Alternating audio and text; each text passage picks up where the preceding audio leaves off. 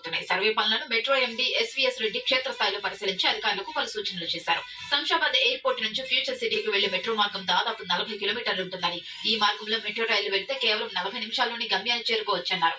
హైదరాబాద్, సికింద్రాబాద్, సైబరాబాద్ ల వరుసలో 4వ సిటీగా ఫ్యూచర్ సిటీని అభివృద్ధి చేయాలని ముఖ్యమంత్రి రేవంత్ రెడ్డి ఆకాంక్ష దిశగా అడుగులు పడుతున్నాయని, ఫ్యూచర్ సిటీ కాలుష్య రహిత గ్రీన్ సిటీగా ప్రపంచంలోని అద్భుత నగరాల సరసన చేరాలన్నది సీఎం సంకల్పం అని పేర్కొన్నారు ఎన్వీఎస్ రెడ్డి.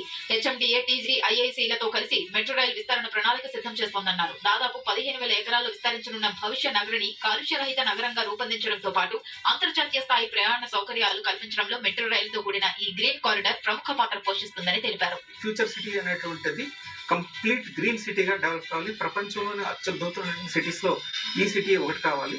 దానికి మీరు కంప్లీట్ గ్రీన్ కారిడార్స్ ని డెవలప్ చేయండి.